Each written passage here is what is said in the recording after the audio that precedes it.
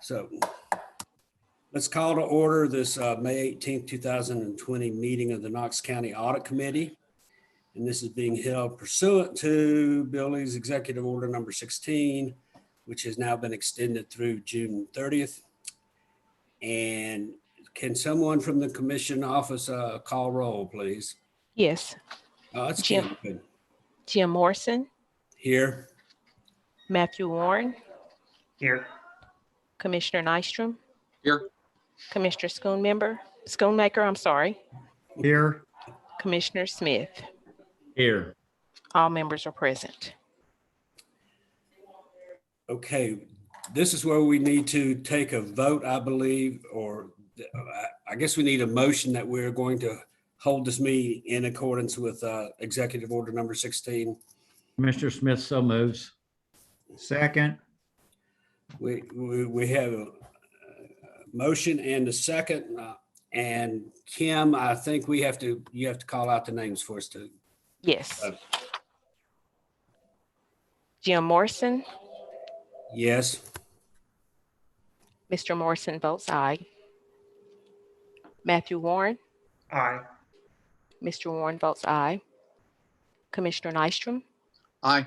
Commissioner Nystrom votes aye. Commissioner Schoonmaker. Aye. Commissioner Schoonmaker votes aye. Commissioner Smith. Yes. Commissioner Smith votes aye. All members present voting aye. So that passes. And next, if Commissioner Schoonmaker, you could lead us in the Pledge of Allegiance.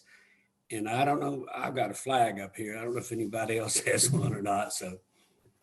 Yes, I guess if you don't have a flag in your office, just face north. But if everyone would please stand and we'll start the Pledge of Allegiance.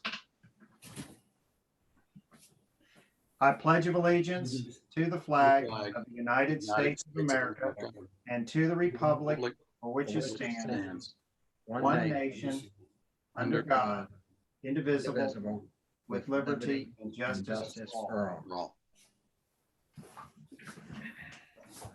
Thank you, sir. You're welcome. Okay, we now need a motion to approve the minutes of the January 21st, 2020 Audit Committee meeting.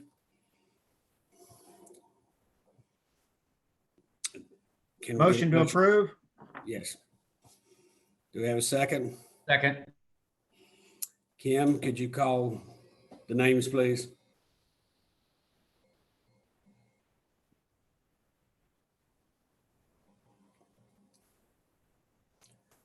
She's back on mute. Jim Morrison. Aye.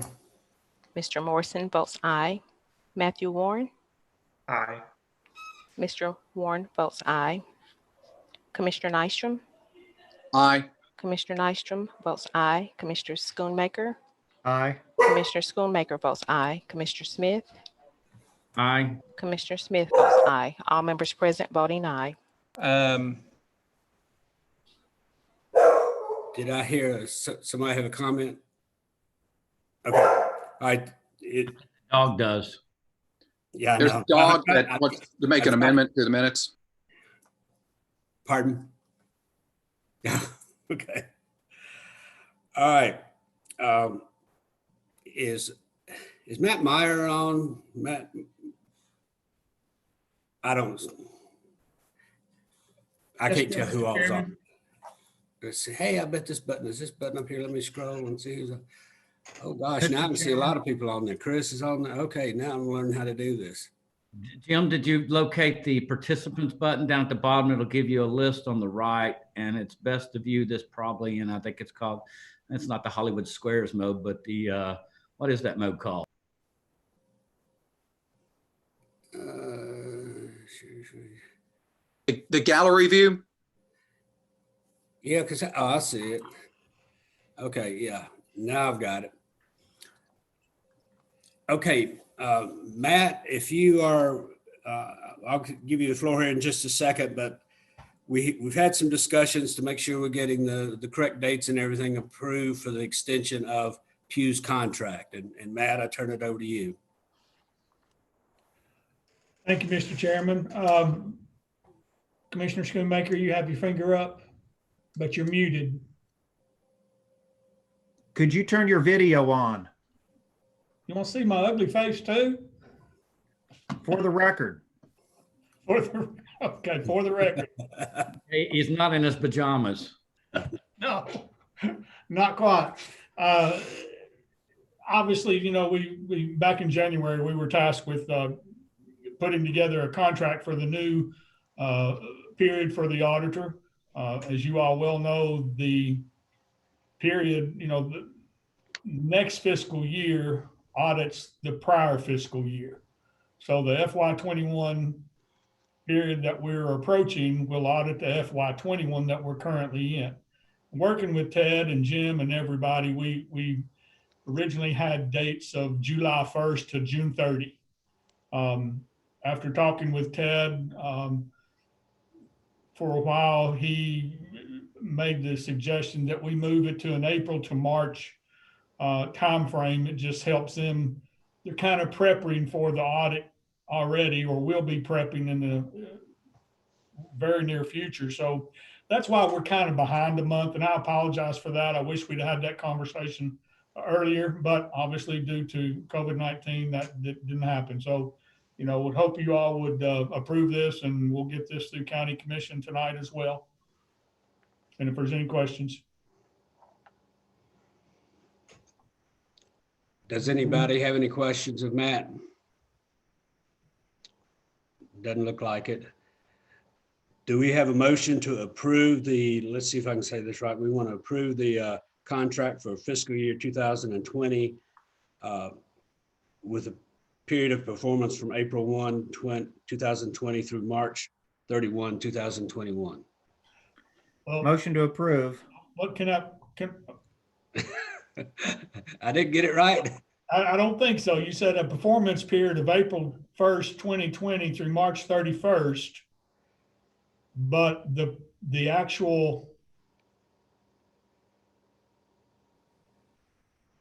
yeah, but the actual audit would be FY20's audit, correct? Correct. I think I said that and then gave the period of performance. Yes, you're good then. Thank you. Do we have a second? Second. All right, we've got a motion, we've got a second, and Kim, could you call out the roll for vote, please? Jim Morrison, Approve, yes. Mr. Morrison votes aye. Matthew Warren, Aye. Mr. Warren votes aye. Commissioner Nystrom, Aye. Commissioner Nystrom votes aye. Commissioner Schoonmaker, Aye. Commissioner Schoonmaker votes aye. Commissioner Smith, Yes. Commissioner Smith votes aye. All members present voting aye. All right, so that is approved, item number 5. Next, we're gonna have Chris Caldwell bring us up to date on Knox County and everything that's going on with revenues. And Chris, I don't know if you had any handouts. I didn't see anything. I don't have any handouts. I'll kind of go over just roughly what we've got. And I have sent some things out to County Commission that I'll share with you as well. And then I'll take any type of questions that you all may have as it relates to expenses and things like that. But through the month of April, if you were to look at our financial situation, you would think that there's really nothing wrong, which is not surprising to us. We don't think the impact will really show up until May. And so, for instance, our actual collections through April, just on general fund, is almost 163.6 million compared to a year ago of 160.8. So we're at about $2.8 million ahead of a year ago through April as it relates to revenue, which is about a 1.7% increase.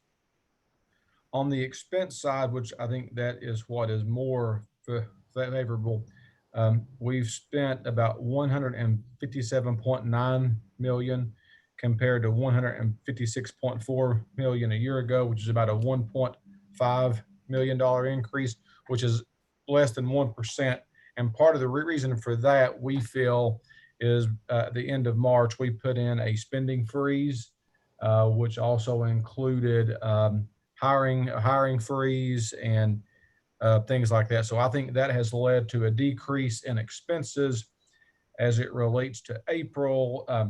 Revenue still looks good. I'll explain to you why. Our excise tax came in, and a year ago we got about $825,000 in state excise tax. This year we got 1.5 million. So so that was an increase. Property tax on the positive side through April is about 0.75% ahead of where it was a year ago. Now, while that's still positive, it's also negative in this sense. At the end of February, which is the normal period of collection, we were at about 1.77% ahead of last year's collections. So from that period, from the end of February to the end of April, we have dropped more than 1% in collections in property tax. As far as a percentage goes, if you look at April alone, FY20 compared to FY19 and take into account current property taxes, delinquents of greater than a year, and interest and penalty, we're about $1.2 million down, which is almost 39% decrease of property tax collections as it relates to the month of April. And so what we do think we're going to start seeing as we get into May is a trend downward of revenue collections. We know courts have been closed, so those revenues won't be turned in. And sales tax is the one anomaly in all this. We are waiting and should this week receive our March sales tax breakdown from the state. But we got a report that Knox County sales tax for the month of March was up 11% compared to the previous March. And while some people think that's odd, if you remember back to March, 20 to 25 days were normal. And then everybody rushed out to the grocery store. And so I think that's what led to this number being what it is for March. And so once we get those numbers, we'll share them. We think that April will be the worst month. We've done about 3 projections. One would mirror the state's.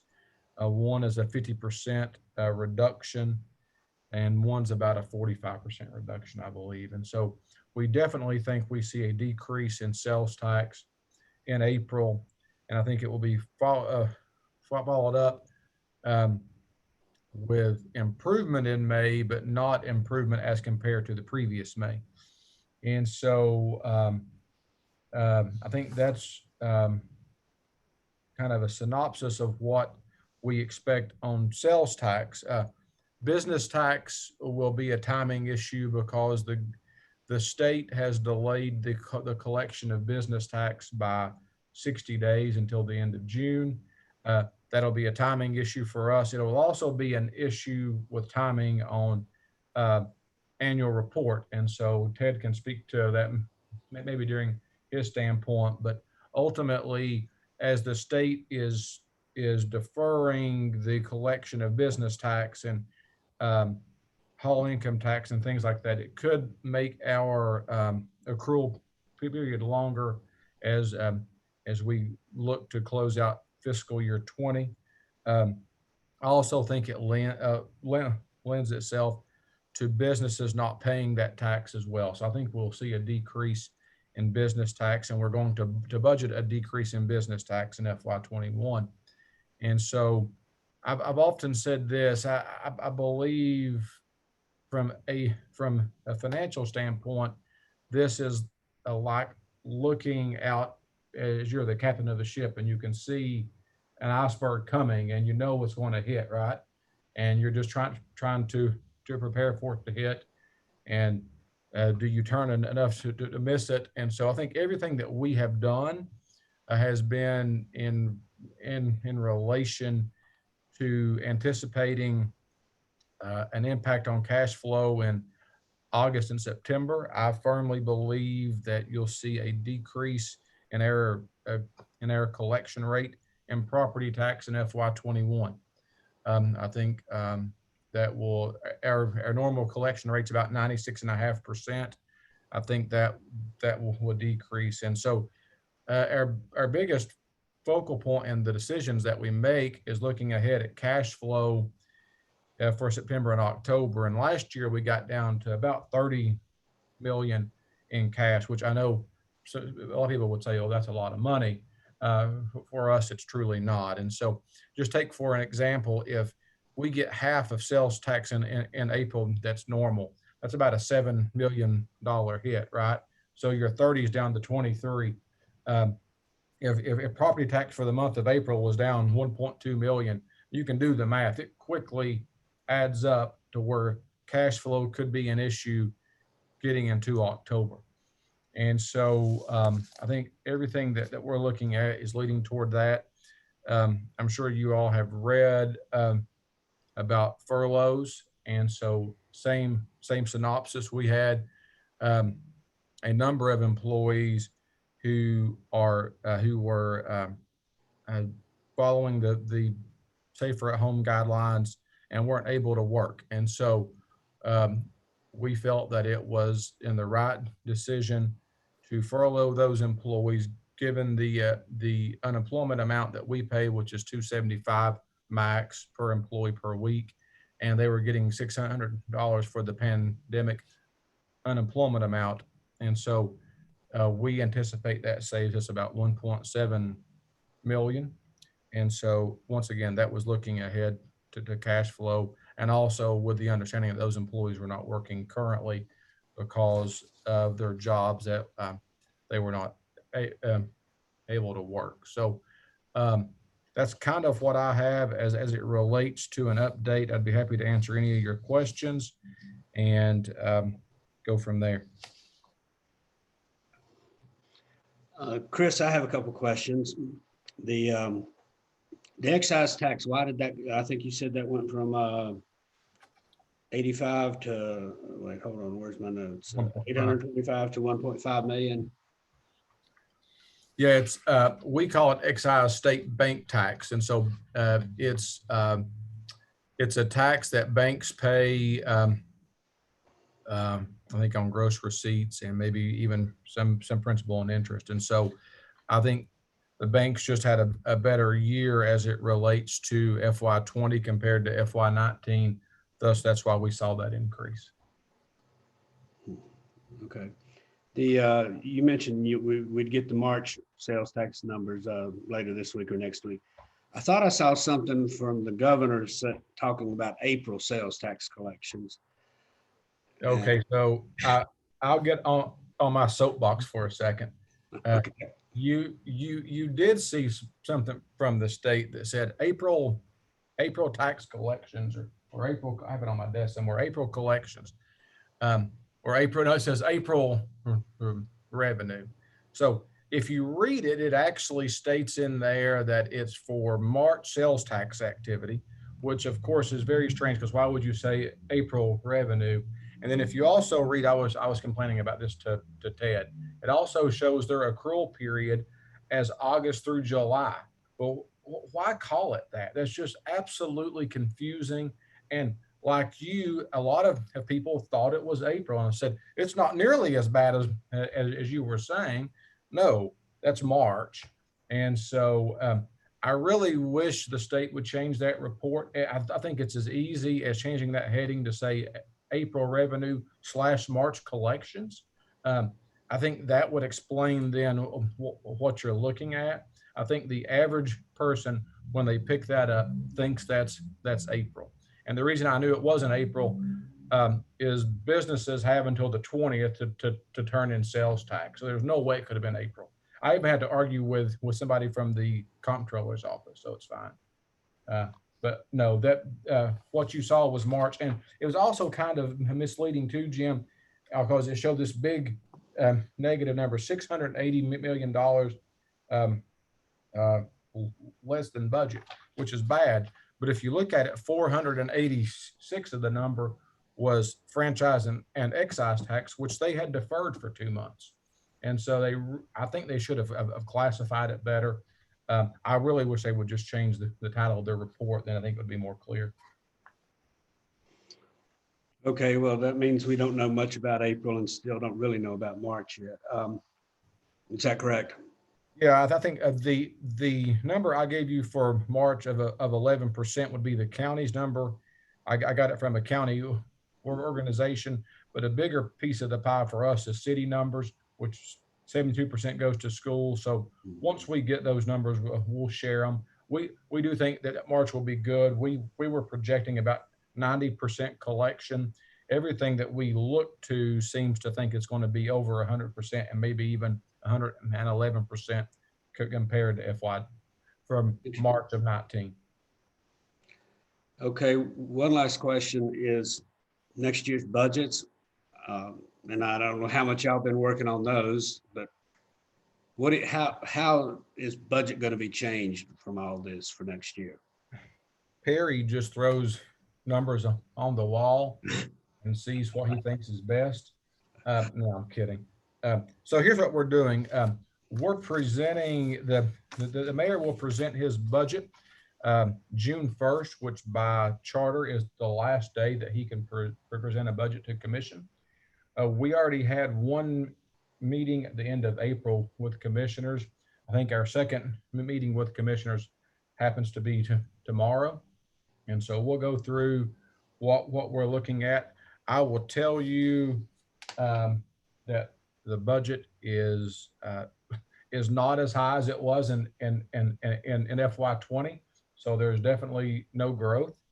And so that part's challenging. You know, so there's definitely cuts. There's more use of fund balance than we normally see or like to use. But I think if it was ever raining, it's raining now. And so the question is, how much of that fund balance can we use and not impact our bond rating? It's easy to look at what we have in fund balance and think, oh, the county's got a lot of money, that we should just use it. We don't want to negatively impact our bond rating and have to pay more in interest cost. And so we're definitely keeping an eye on that. We've also put some management tools in place with the help of and a review of TED. We are taking to County Commission tonight an internal service fund balance policy, which strengthens our case as we meet with rating agencies. And then next month, we're going to take our policy of a contingency spending plan that we've had kind of in place in theory before and put it in writing and have that adopted. So we're trying to do some things like that to strengthen the management component as it relates to our rating calls, and just try to continue to anticipate cash flow coming up in August, September, and October, because I think it's definitely going to be where it kind of gets crunched. And while we do have some investments setting there that Trustee Schaus could liquidate, we prefer not to do that. And so we're just trying to do everything that we can to hold down expenses and also to get revenue in on a timely fashion, and also try to make adequate revenue estimates for FY21. It's challenging. I mean, you know, we've not had court per se. They're having a little bit now, but so court revenue will be down. But a lot of the taxes and the revenue that we get from the state will be deferred. So the challenge is trying to project. Commissioner Smith, did you have a question? Yeah, and Jim, I wanted to ask you, do you have the participants window opened up so that you can see who's raised their hand, so that you would know who to acknowledge? I don't, I've got the Hollywood squares, but I don't know about the participant window. Is that how they do it? Yeah, there's a button down at the bottom that you can hit it, and it'll give you a drop-down box on the side to show you everybody that's here. And there is a raise hand button. Oh, You find it? there's 3 of you. So I apologize for not seeing those. Okay, Chris, on fund balance, I kind of look at our fund balance like a well that contains water.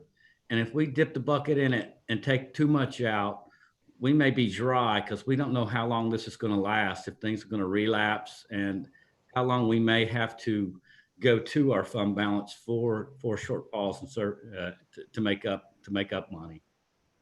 Glad you didn't call it a savings account, because that's what drives me bananas. But no, you're right. I mean, ultimately, we know what's there.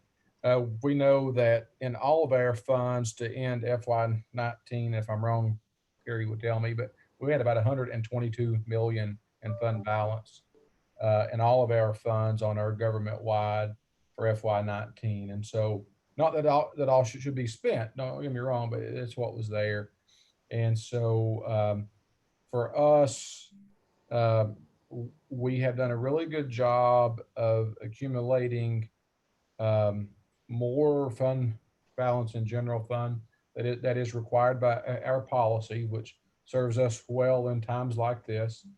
But that doesn't mean that you should just abandon and caution to the wind and spend it either. And so you'll see from us a very cautious approach to what we're doing, and we've told you and your counterparts on commission, we want to make this as fluid as possible and more of a working budget, in the sense that if we see changes that we think that are coming, whether it's good or bad, we want the ability to come back to county commission and do a budget amendment and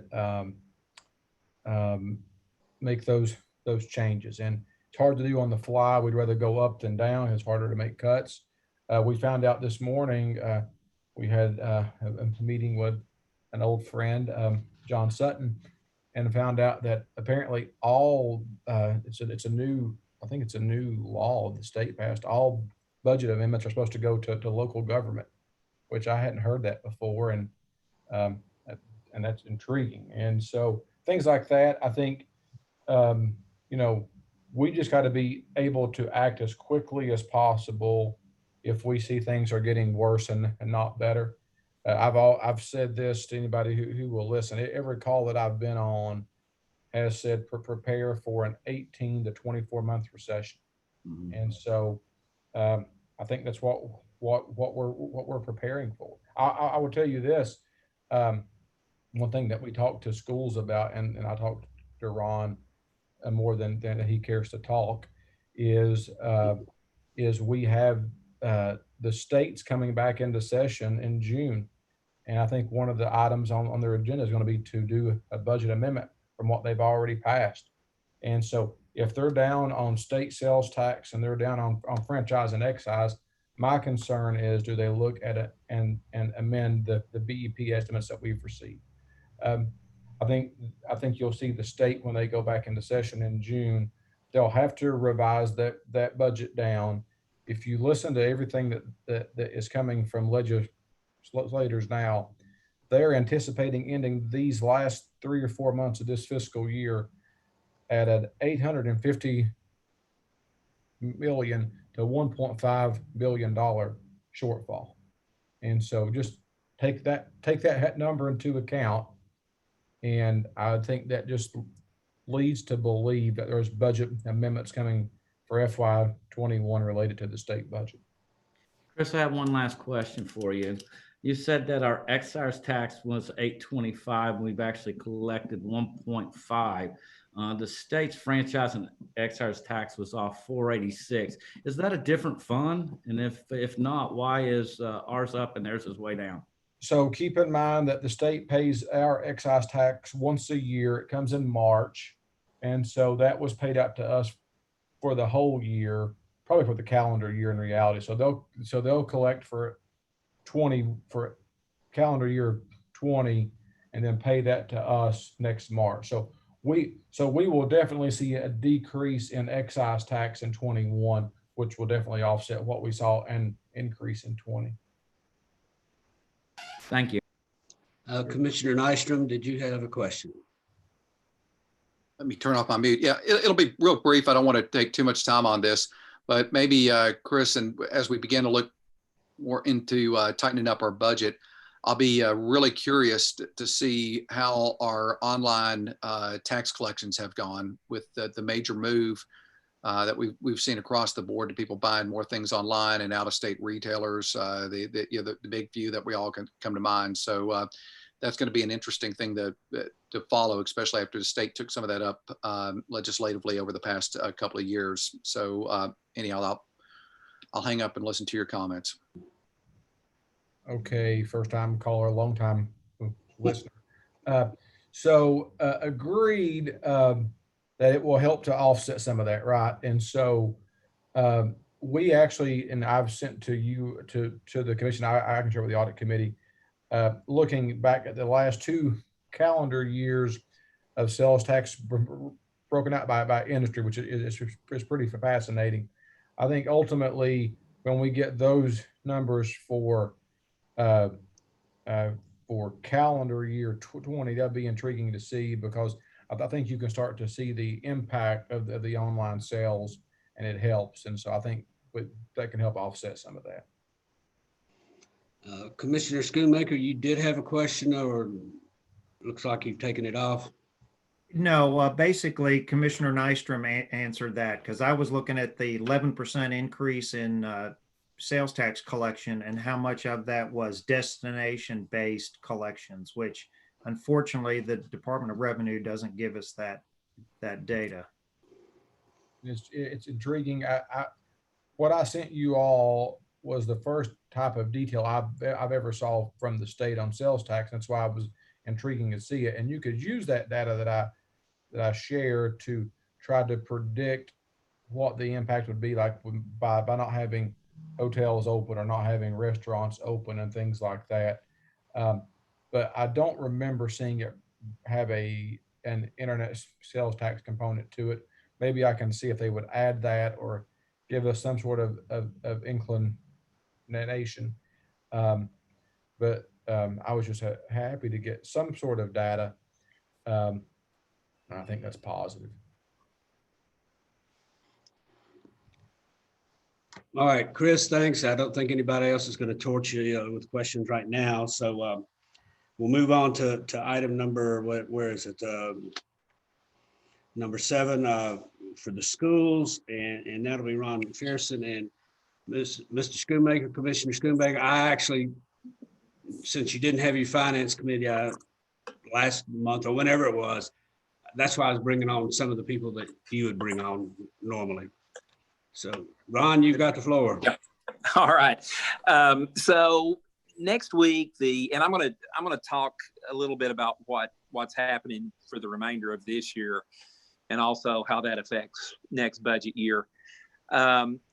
Next Wednesday, that's on the 27th, the superintendent, the board will actually be voting on a budget proposal. The superintendent likely will have a proposal sometime this week, preferably early this week. It might be midweek. So I just want to give a brief update of where we are. As Chris has talked about, as all of you know, we're going to have to significantly reduce budgeted sales tax revenue projections, which actual collections will no doubt impact the remainder of this fiscal year. It will also dramatically impact next year's budget. Sales taxes fund about almost a third of our operating budget. So it was really great when sales taxes were showing a surplus for the last several years, and but obviously now it's going the other way. 2 big issues that we are facing is, what do lower than normal revenue collections do? What does it do to the remainder of this fiscal year? And then number 2, how deeply impacted is the upcoming school year budget affected by the lower revenue projections? Talk about the first issue, deficit collections for the remainder of this school year. I can tell you right now, there's a high likelihood that we will have to utilize a significant amount of our fund balance to meet existing obligations. We've committed to pay our employees throughout the remainder of the year, regardless of revenue streams. We looked at the potentially furloughing, like, Chris, or like the county did. The problem with us, though, is it really wouldn't have helped us because the employees are off contract. A lot of our employees are off contract in June, so they're not working anyway. There were a host of other positions where we actually needed folks to work, so it just really didn't work out so well for us. The superintendent did implement a hiring freeze. We've actually called it a hiring pause because we didn't want to think those positions necessarily were going away until we finalized the upcoming budget. We also have implemented a spending freeze, so we're hopeful that will mitigate some of the problems there. Also, we are looking at the CARES Act funding. As you know, most of you probably know, we're using about a little more than half of that for phase one of implementing the one-to-one initiative to put a device in the hands of every student this year. We're looking at potentially using the remainder of those funds to essentially retroactively fund some of the obligations this year. So and we're still working with the state on that. We believe we can do that. That will significantly help fund balance levels too, because in effect, you're replenishing those levels, or a lot of those levels, in FY20. As you know, in the school system, we have a requirement. It's called the 3% state requirement to maintain fund balance levels. Prior to COVID, we were looking at available fund balance. We had about $19 million. 15 of that related to the 3% requirement, which is allowed. It is for situations just like this, emergency type spending. The problem is when we go below that 3%, there is a requirement that we have to replenish back up to that amount for the following year budget. But aside from the fact that there's a requirement to do that, that's just the financially prudent thing to do anyway. So that's what we would want to do. So we are pretty much find ourselves in a somewhat uncomfortable position of going into next year operating under a somewhat lean budget, along with trying to replenish any fund balance reserves that we would utilize this year. We operate postings are made 2 months in arrears. So the dilemma is you don't really have good, solid information for what happens this year until you're already into the fiscal year for next year. So there's a lot of moving parts here, and there's a lot of unknowns. Prior to when COVID hit, we were projecting a surplus in sales tax. And so that surplus presumably would carry on into the next fiscal year. And we felt pretty good about where we were with budget. There was still a gap in our expenditure needs versus our expected revenue streams, but it was not anything that I would call insurmountable. So it looked like a normal budget year. All budget years are tight, but it looked doable. And then, obviously the pandemic hit, and it's drastically affected our budget outlook. In working with Chris and his staff, budgeted revenue, particularly with sales tax, obviously will be adjusted down. What we thought was going to be maybe a $10 million increase budget to budget has turned into maybe a $10 million decrease budget to budget. So, in just a matter of weeks, there was a $20 million swing potentially going into the next budget year. So that is what we're really grappling with right now. Chris mentioned BEP. We have received a BEP estimate. It's about $8 or $9 million over the current year budget. That obviously helped to fund some of this gap here. The Department of Education officials continue to tell us, and we check in with them very often, are these numbers good? Now, we get an April estimate, a May, a June, and July. Typically, those numbers do not significantly vary. We have, in speaking with DOE officials, they continue to tell us that those numbers are stable. They don't anticipate those numbers drastically going down. But I think Chris makes a good point. When the legislature meets, who knows at that point. But right now, all that we can go on when we try to develop this budget is the latest information that we have. And so forecasting these numbers obviously is not an exact science. And where do you draw the line? So going into next year, if you take I would say a panicked approach, obviously you don't want to overcut, especially if it forces you into the classroom, if that's unnecessary. But on the other side, you don't want to gamble, obviously, just to avoid painful budget cuts. So, where do you draw that line? And forecasting the unknown, as Chris will tell you, has put us all in a very uncomfortable position. I know Chris and I both, we've looked at economists. What are economists saying, even on the national level? I can tell you that there's a wide variety of opinion because nobody really knows. We've spoken with state officials, UT officials, we've researched national trends. And so we just kind of go from a combination of those things to do the best we can, but there's no guarantee. We've told the board that even after the budget proposal, and presumably if the board approves it, if consumer spending continues to be, way down, we may find ourselves going back to the board for another budget modification. We obviously hope that doesn't happen, but I think it's not beyond the realm of possibility. So there are a lot of things that we simply won't be able to do for the upcoming budget. One of the superintendent's priorities was trying to increase teacher pay. We were able to do that in this past year. I know that the superintendent and Mayor Jacobs both worked really hard, to make that happen. And so we were able to pass along a 4% increase to teachers, trying to make those salaries more competitive. And unfortunately, all of that just kind of, all of the good we did, in one fell swoop, just kind of put everything on hold. There's no dollars to even purchase through the next textbook adoption cycle. Those are like over $7 million worth of textbooks we won't be able to purchase. We were wanting to enhance intervention supports. We won't be able to do that. We were trying to enhance additional mental health services. We won't be able to do that. And so there's just a lot of things we won't be able to do. And that doesn't even get into the items within the existing budget that will have to be cut to just balance it. So anyway, that just gives you an overview. Again, the superintendent has not landed on a recommendation. I suspect that will happen within the next couple of days. As you're aware, the board did approve the implementation of a one-to-one initiative. I think we that was very needful.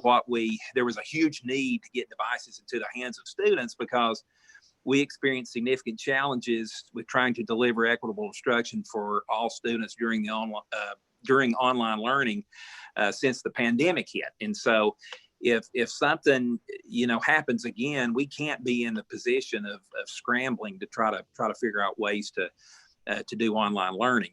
So and obviously getting one-to-one devices will enhance learning within the classroom. So it's just not about gambling on a pandemic hitting. There's a lot of positives there, and the federal CARES money will provide us enough to get us out of the block on that for round one. Let me just say it this way. So when we developed this budget, superintendent made it clear that negatively impacting the classroom was going to be the last place that he would go. And I think we're going to be able to do that. Obviously, there's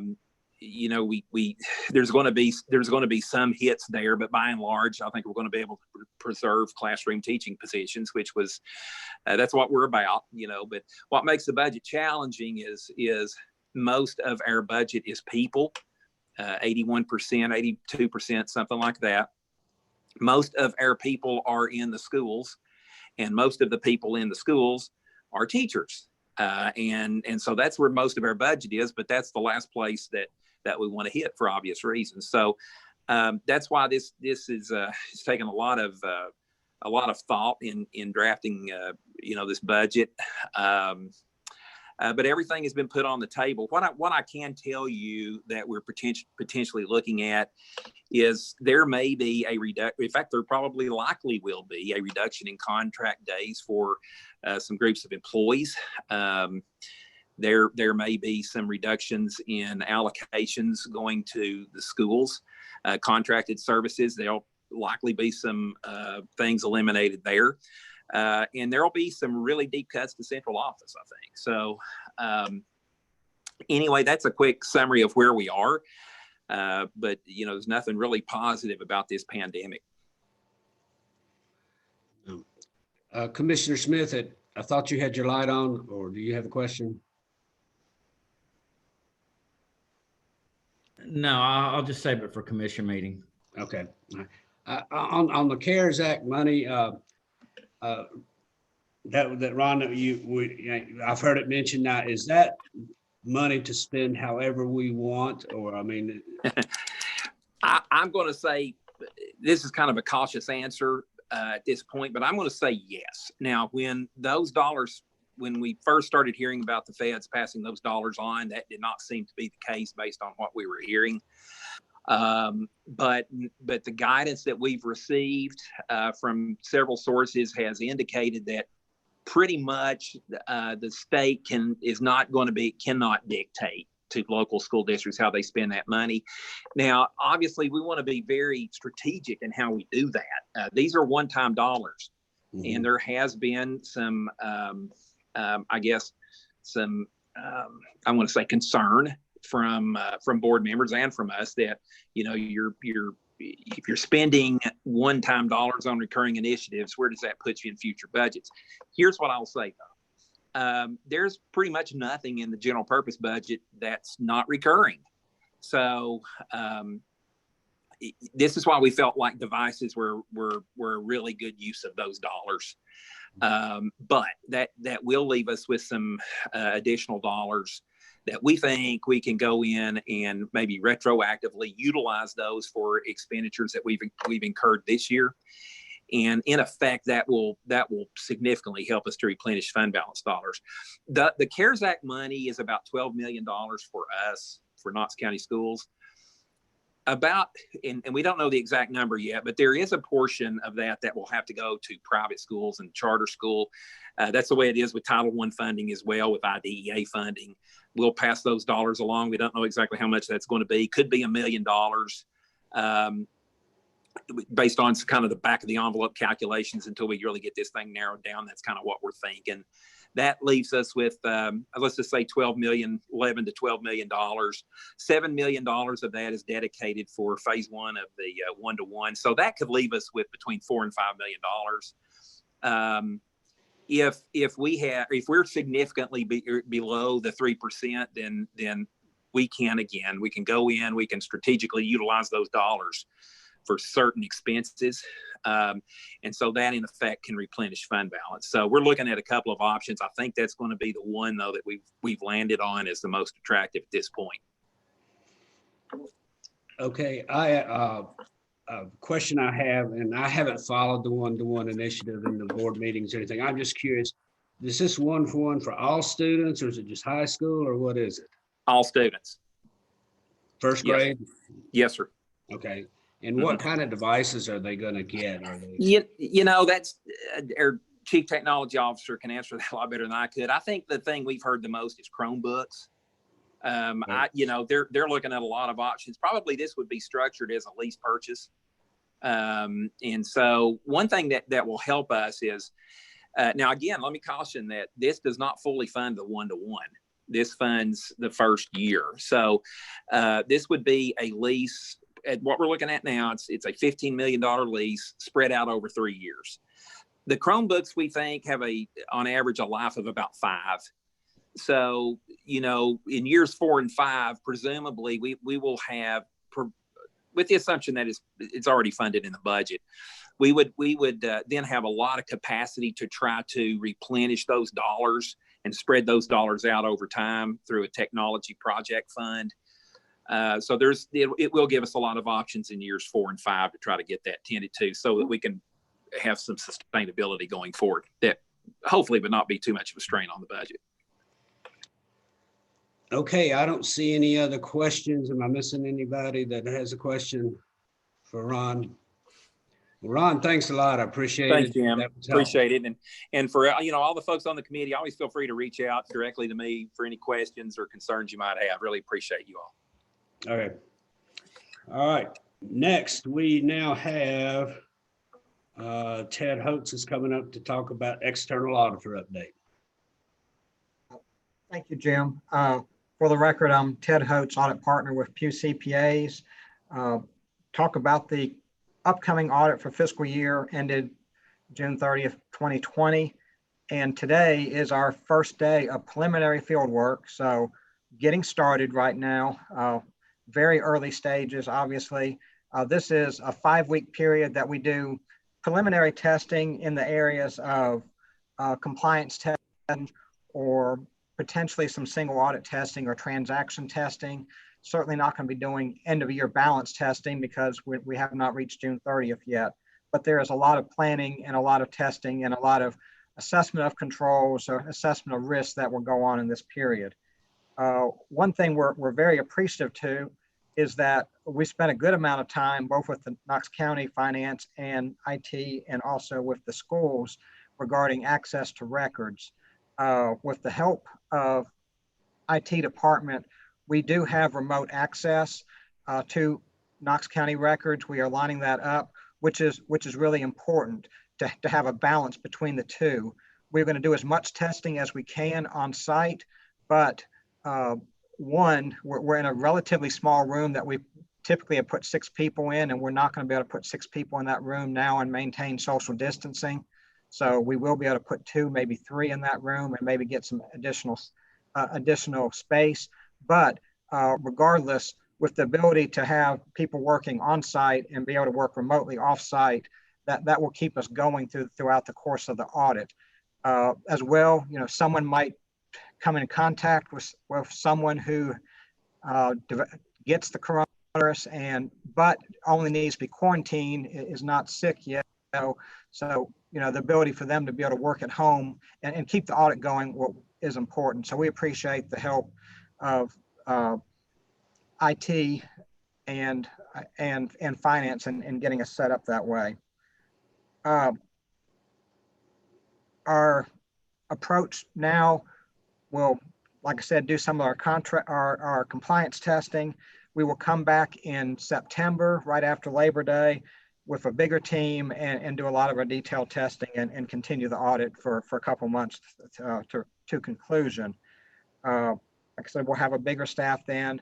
Chris had mentioned that we are a little nervous about annual report time, in part because revenues from the state are being delayed. So we're curious when we're going to get reports on funds from the state.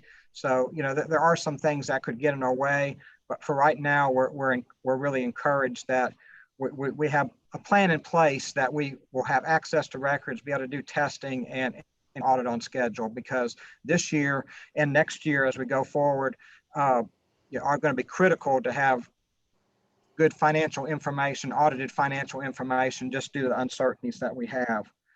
Want to talk briefly about the schools as well, particularly the internal school funds. A little over a week ago, met with Garrett Radin over at the Sarah Simpson building. We are set up to start there and do our regular testing on schedule for the internal school funds testing beginning in early June. We have got desks spread out a healthy distance apart, and we have records in the middle of everybody, or at least we have it set up to do so. We actually do our high school testing on site, and we started that a week ago, but that's one person in a secluded area working with the bookkeeper and also either Garrett or Heidi in his department. So we're on schedule for school funds, and we're on schedule for the Knox County audit as far as being able to, we're set up to be able to perform the audit as we plan to do it. Maybe a little bit differently from an access to certain records, but we're really thankful for the county and the schools and IT department, including Zach Webb, for getting us set up and ready to go. Ted, are there any additional risk that Yeah. you're going to see because of the pandemic that's been going on that is going to cause you a little more concern? That's a good question. There will be. We will do a higher focus of testing, probably some additional testing in the period really from mid-March through the end of June, just because at that point in time, the county started going off-site. You had just the pandemic situation all around, and with more people working off-site or remotely, you have different processes in place. So we're going to evaluate, and we've had discussions with Perry in particular extensively, but we're going to evaluate different departments and how they handle transactions and test accordingly, because there was a strain on being able to do things the old way, and there were some alternative procedures put in place that makes sense, but still will require some testing, and we will focus heavily on those. Okay, I was on mute there while my landline was ringing that we never used, but does anybody else have any questions of Ted? You ought to purchase that car warranty.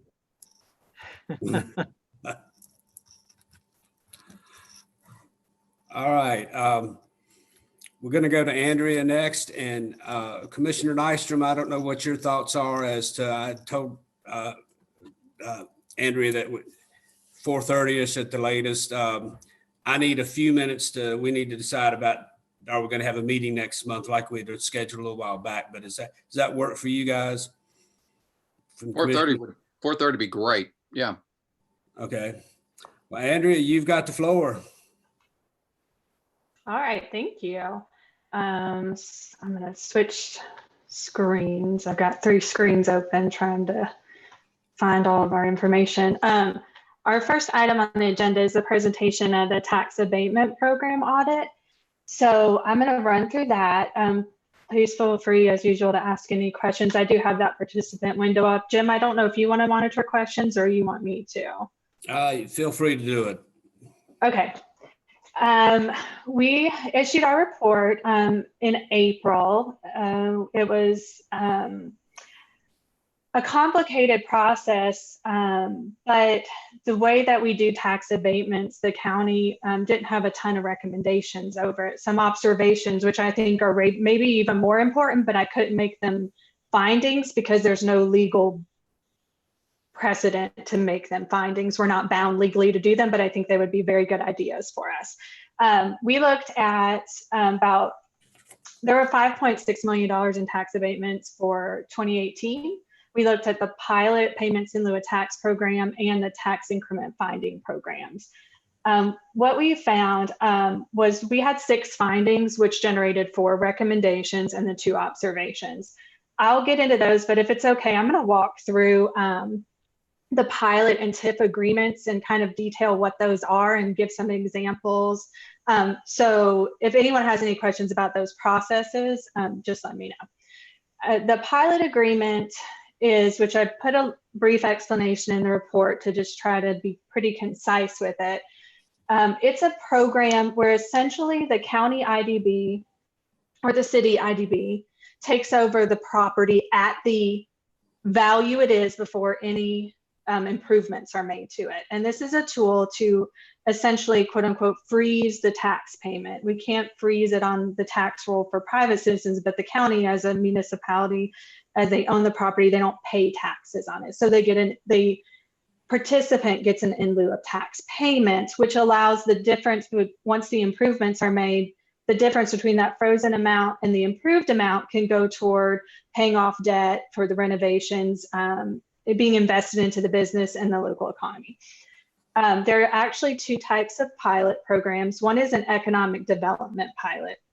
And that's probably the more standard one. That's a business comes in, they're going to create jobs, they're going to invest in a factory or an improvement on the property. And that is actually seeded through a resolution to the county IDB. So the commission, if it meets certain parameters under the resolution, the commission won't even see those programs.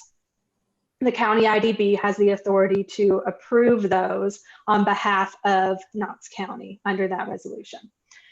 So as long as it meets the criteria set forth in the resolution, there's no intervention by, no additional approval needed.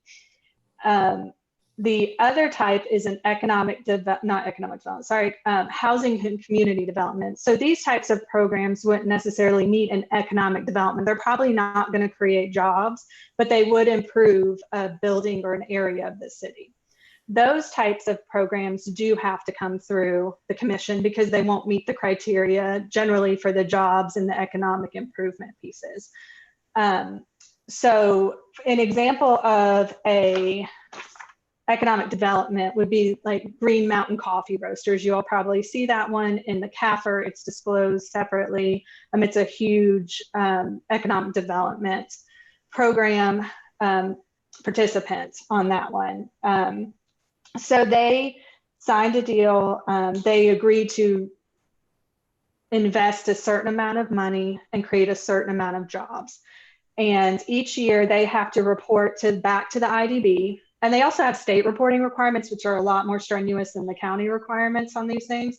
But they report back to the county IDB and they tell them how are they doing. And the county IDB looks back at their application and says, are they meeting their agreed upon parameters? Are they creating the jobs? Are they doing the investments? The county IDB has some authority to go in and ask for additional reports, additional information to substantiate any of the numbers that are reported.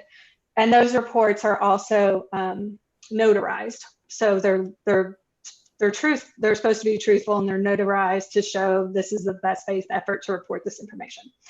The economic or the housing and community development, those also have this self-reporting, and they go through the same process. An example of that might be Marble Alley Lofts, was a county housing and development. It didn't create a lot of jobs, but there was a huge investment that then renovated a building, created more traffic downtown, more people living downtown, and therefore would have an economic impact. So that's those two types of things. The other one is tax increment financing, and this one's a little bit different. In this one, the local government agrees to allocate a portion of new property taxes generated, essentially a rebate, if you will, back to the participating business. The county commission has to approve it. So all TIFs come through county commission. There's a set number of years and a set number of dollar amounts. And once the improvements are complete on a property, the trustee's office evaluates the increase in the property tax, and the participant gets a rebate for the non-schools portion of that, a portion of the non-schools portion of that. So the schools part isn't affected. So an example of that would be like the Holston building. A lot of the TIF are housing and community development projects. Most of them are housing type projects, large housing developments. Does anybody have any questions on those yet? Okay, I will go through the report. Hey, Andrea, I do have one question while my phone's ringing again.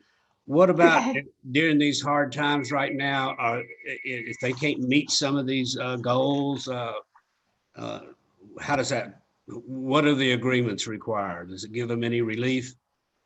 Yeah, there's most of the agreements, the pilot and the TIF are different. The TIF is a little easier because it's basically a revenue note, and the revenue note says it's going to be supplied, the payment's going to be supplied by the rebate and the taxes. If the rebate doesn't cover the obligation, it goes back to the guarantors, which is not the county. So the county has absolutely no liability.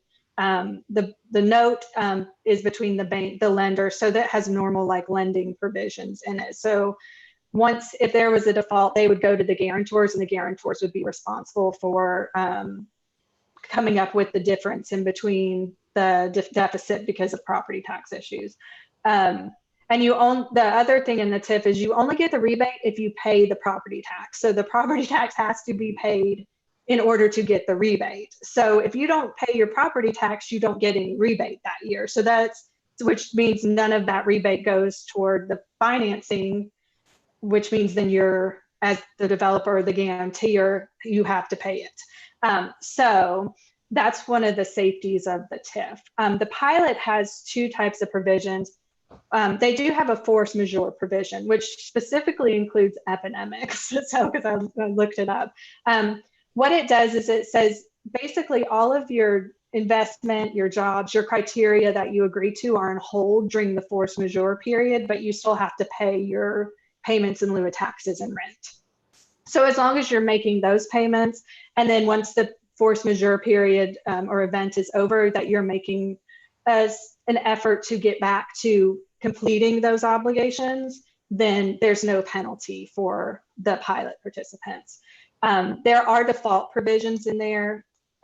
If someone outside of a force majeure event were to just not pay it or not do the improvements, there's protections to get the property transferred back to relieve of the pilot agreement, or to I think they have to they can recoup some of the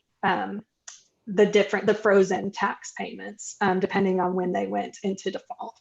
So the county does have some provisions on those things too. So thanks for that part. That didn't mean to drag that out so long. No. I was wondering about that. No problem. So we looked at basically everything that was in place as of January 2019. So that included multiple contracts. In 2017, it was 72 pilot and TIF agreements, but that also includes the city agreements. So not all of those are county. The county is impacted by both our own agreements and then those that the city makes. We can also impact the city. The county could impact the city if we initiated a tax abatement program within the whole county. If it was also in the city limits, they could be affected. So it kind of goes both ways, I think. Normally you see the city more impacting the county than vice versa. But we looked at between 72 and 83 tax abatements, depending on the fiscal year.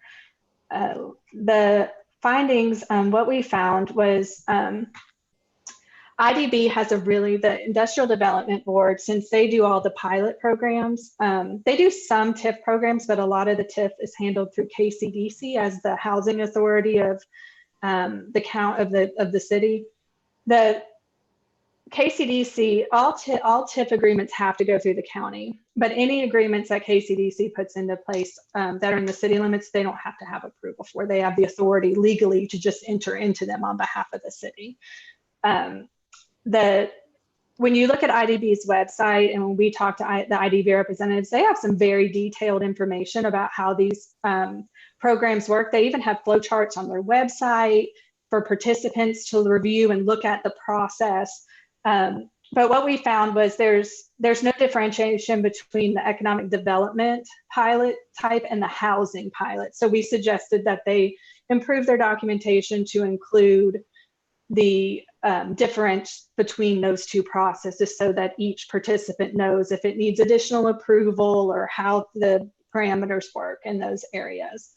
And we also just kind of in the documentation field of field work, we've the trustee's office and finance, we recommended, so all three of our findings related to improving documentation. The trustee's office improved their documentation over what they do when they get the tax payments, how they issue rebates, how kind of that process flows through their office, how it's how the transition goes from KCDC or IDB into them to they hand it off to finance eventually. So how that process works. And finance is the same thing. We recommended they do their procedures for handling how they track the pilot payments, the revenue, and the disclosures. So those are easy. They all knew their processes. They just, when people change jobs or if someone gets sick, like in a pandemic, you want to make sure someone else knows exactly what to do. And if there's only one person and there's no written procedures, then it can get difficult to know exactly how the process is supposed to be carried out. So we included that. We also looked at the contracts. So the first thing we did with all the contracts, we looked to make sure they were valid. Did they have the right approvals? Did they go through the right process? Were they signed and executed? And we didn't find any that were not valid. So that was kind of our first step in our process. And then we looked at contract terms. And we did not have any issues related to pilot agreements.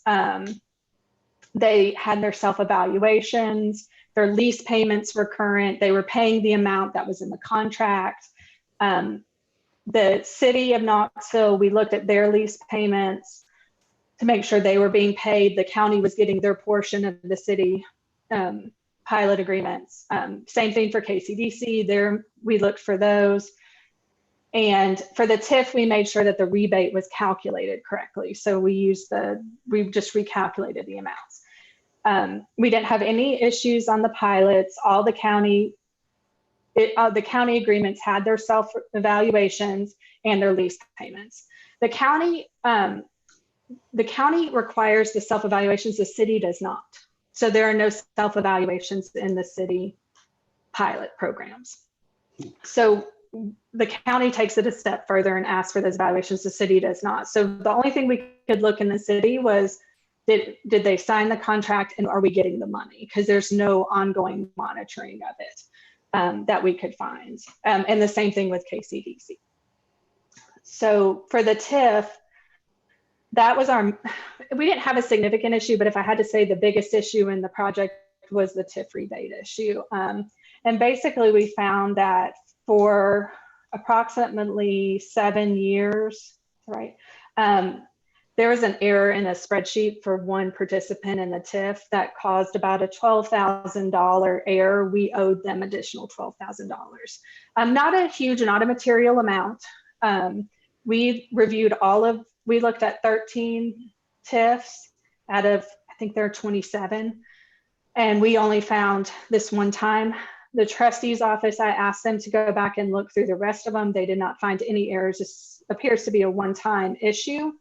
And it related to the way their TIF calculations are done on spreadsheets. And it related to the way the auto sum was missing some rows. So it was just a formula error in the spreadsheet. Okay. So we found that, we talked to the trustee's office and they verified it and they did issue the rebate during the audit period. So we didn't give them a finding or a recommendation. We noted the finding, but they resolved the issue and issued the rebate to the participant. And then the other findings come out of that same issue. We asked them to go in and review the rest of the TIF rebates to make sure this was not, like, we wanted to know what the impact of this was. They did that. There were no other, for the other half of them, they didn't find any issues related to that. Any other areas that had the same spreadsheet problem. This particular issue, they added some parcels of property after the TIF started.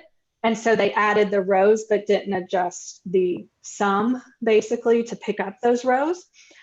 So that's why we went and did another finding that they need to review, improve their review and approval process so that somebody else is looking, there's some kind of sign off check and balance related to the calculations, the TIF calculations.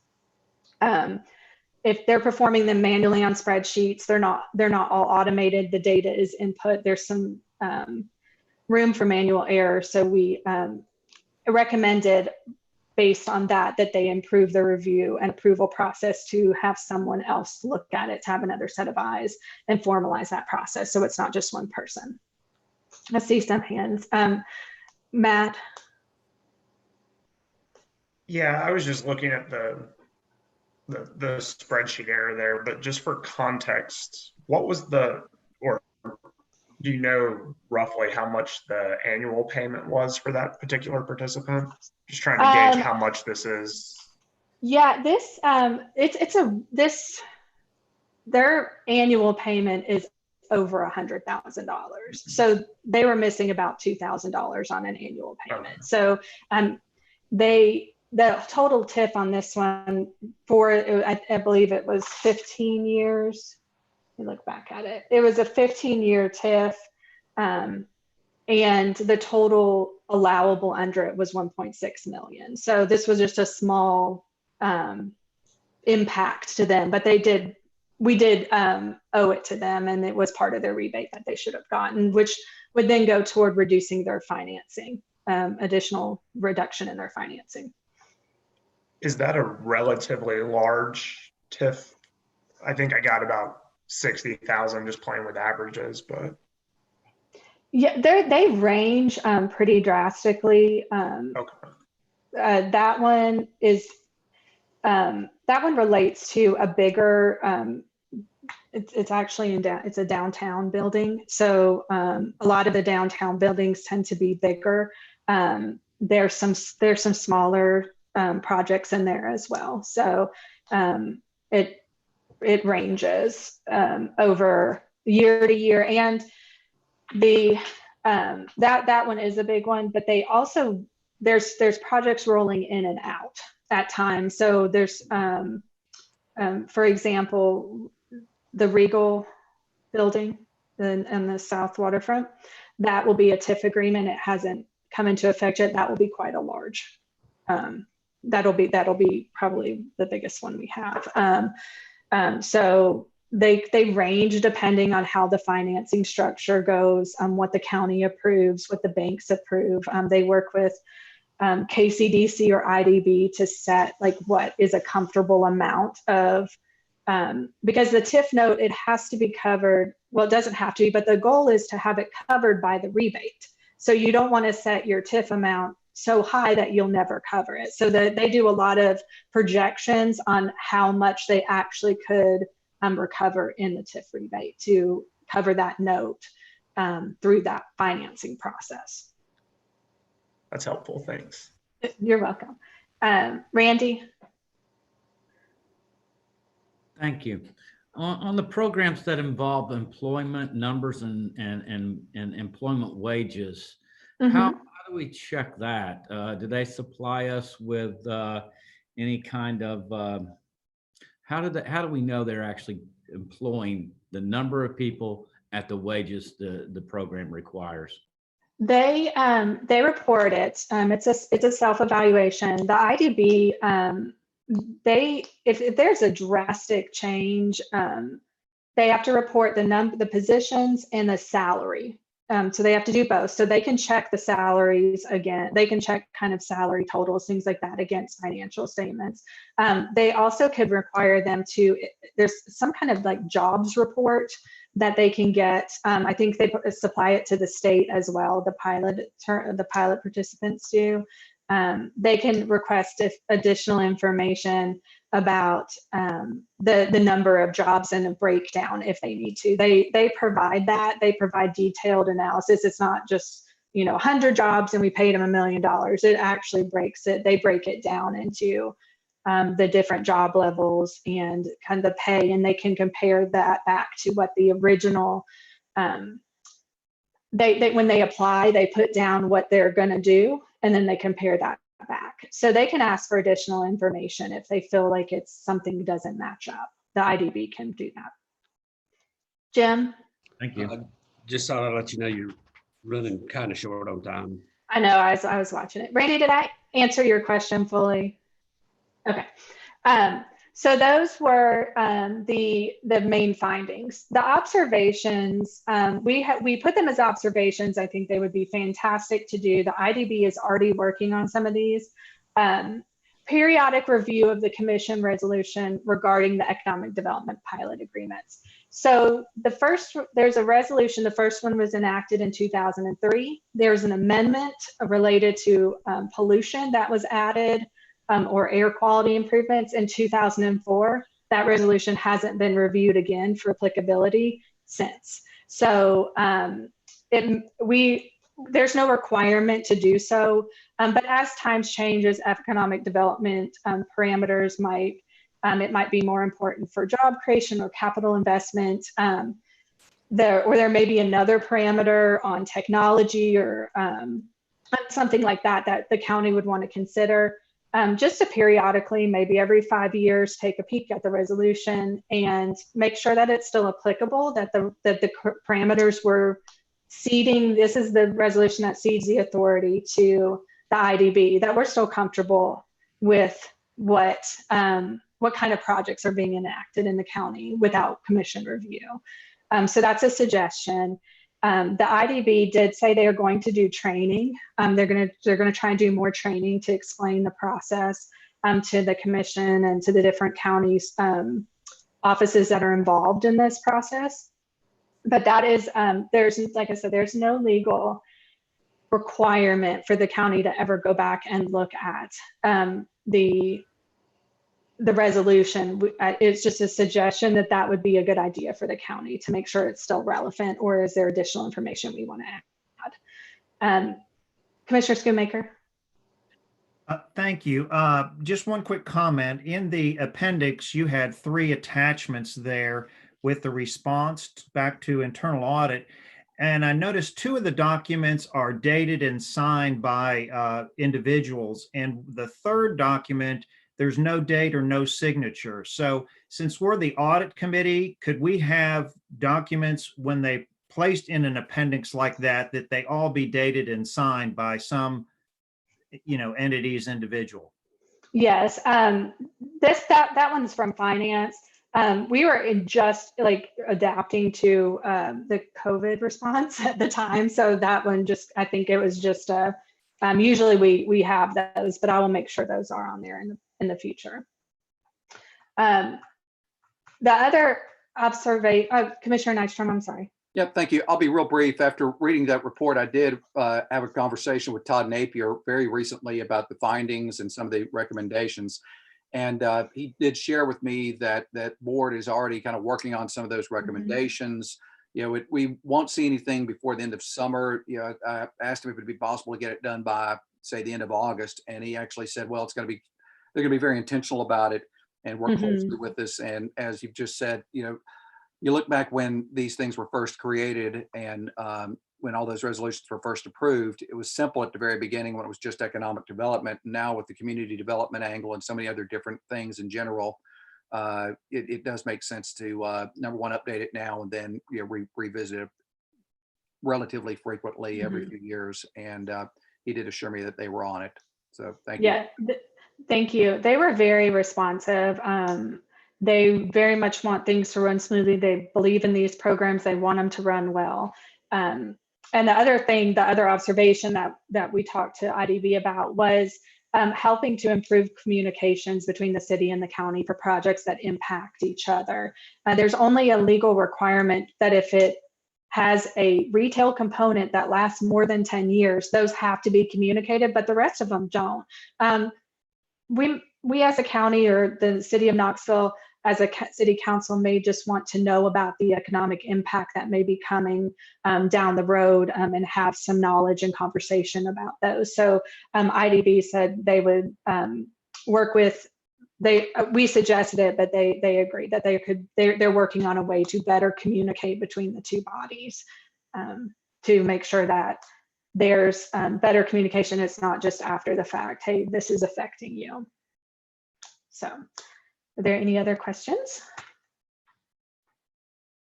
No? Jim, do you want me to, I'm going to see it back to you. And Well, just do the hotline stuff real quick. okay, the hotline has been very busy. We had, let me move out of the screen. Let me pull up that report. I'm sorry, I have to switch screens. We started with 9 cases. We got 4 new cases on the hotline. We closed 5 of them. We've closed our investigation on 3 of them and referred them to management. And on some of the issues, we like to wait for a response and just to know how it was closed out, how it was dealt with. We don't just, I don't always just refer it and stop. It depends on the issue, but these are issues that we wanted to know had been resolved. So we're waiting on those back. So right now we have 5 investigations. All are 3 months old. 4 were internally generated, which means they didn't come from like a tip on the hotline. They came from either work we were doing or work that someone else in the county referred to us. And so there was one from the hotline, and we report, I've been updating. It's that particular issue relates to 6 to 7 years of records that have to be reviewed. So it's just in massive, it's just a massive scope of information to get. So that one, because it's such a big group of information, it just takes a little bit longer to get through all of it.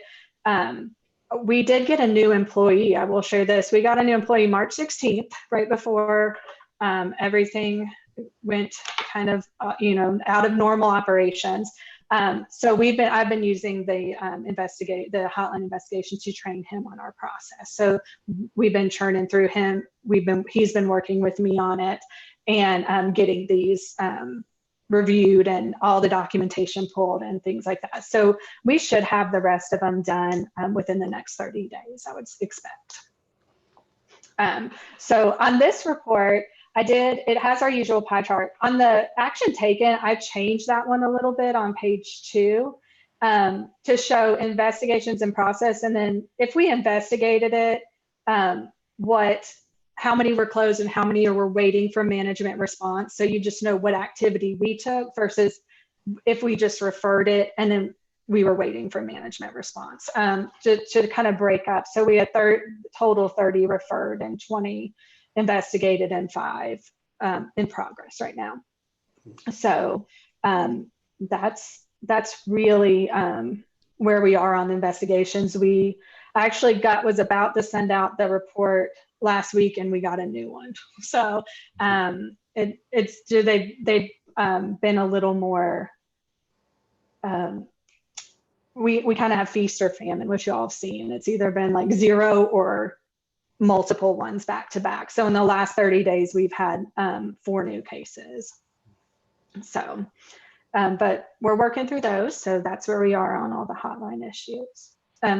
Jim, do you have a question? Yeah, I'm just jumping ahead of you, and I don't have any other questions on what you've got on some of your updates, except you talk about under completed projects, the PBA parking revenue that you said final delivery was March 3rd.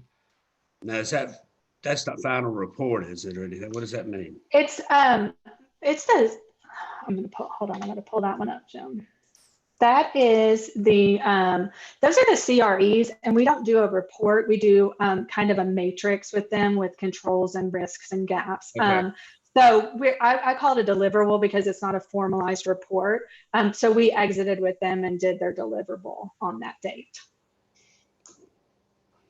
Okay. Does that make sense? Well, yeah, do we get to see anything on that or? On the CREs, those are on the CRE summary page. So on the CRE, the control risk evaluation summary, we had the nutrition inventory and then the parking operations. And we did do those, the nutrition we did more traditionally. The parking assurance, our software has an assurance feature where we can put the controls in and actually weigh the risks and the inherent risk versus how well the control's working. And it gives us a score on how much reliability and assurance we can place on their process. So the first one we did was under our old process. The second one was in the new software. So when you look at those, if you see they look different, let me know which one you like better. I did one in the assurance piece. That's more, I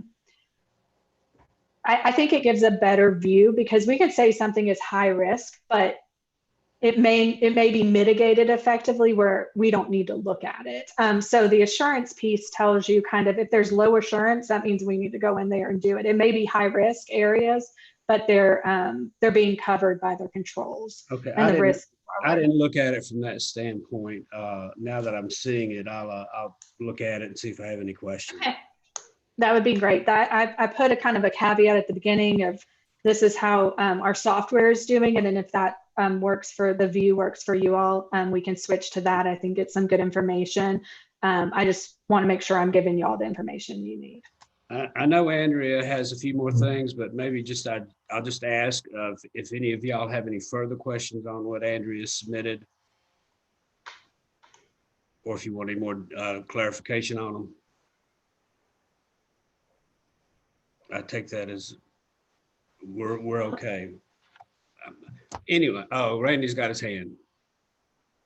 No, I just wanted to thank her for the audit on TIFs and pilots. I know the Yeah. commission is something that we think a lot about, and it's really good to have somebody look into it and give us reassurances that everything is good. Well, and that one took a long time, but partly I think when Andrea first started it, she said, talked about how the city, and they didn't have the information from the city. And I don't know that we quite understood it. I didn't. I thought that was, hey, that's leaving a lot out of, out of what we're looking into. When in fact, we increased their scope a good bit by having to go back to all the city documents by telling her to include the city. I think the city really did give a better full picture of the process. You know how all the pieces work together now. So it did expand the scope, but I think it gave it probably a better information on how it all works together. All right. Well, thanks, Andrea. Running on down, there's no other business on number 11. Number 12, where a while back I had just tried to space out the remaining meetings. And the way it falls, since we didn't have April, we have one in June scheduled. I don't know that I see a need to meet a month from now. I don't know if y'all have any thoughts, if we want to change that and put another month like August, or if we just want to defer and wait till September. And two of you may not be on the audit committee by then. So, I don't know if that'll influence. I know I won't be. Yeah. So, any thoughts?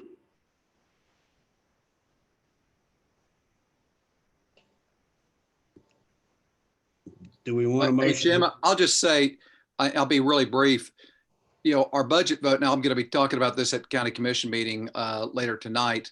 We're probably going to be voting on the budget the last Monday in June. And our parts of our work session and our regular county commission meeting in June are going to be dedicated really to budget discussion. Which kind of leads me to think that maybe some of these audit related stuff should probably be separated from a month that's intensely focused on the budget. So I don't know if that means, do you look at July or August, but that's my general take. So on your end kind of what's going on. Ted, what's your thoughts on anything you would have more information in July versus August? I think Commissioner Nystrom's comment about avoiding June makes sense. There's not much more that's going to happen between now and then. I mean, we're going to be in our preliminary audit field work, so we'll be doing some testing, but we're not talking about reporting at that point in time. I would say definitely not June. As far as either July or August, I guess in part that would also depend on anything Andrea might need to finish up and report. So I'm fine if any time between July and September, but it might not be a bad idea to meet either July or August. Do we have a motion to change the meeting from June to July on the work session Monday of July?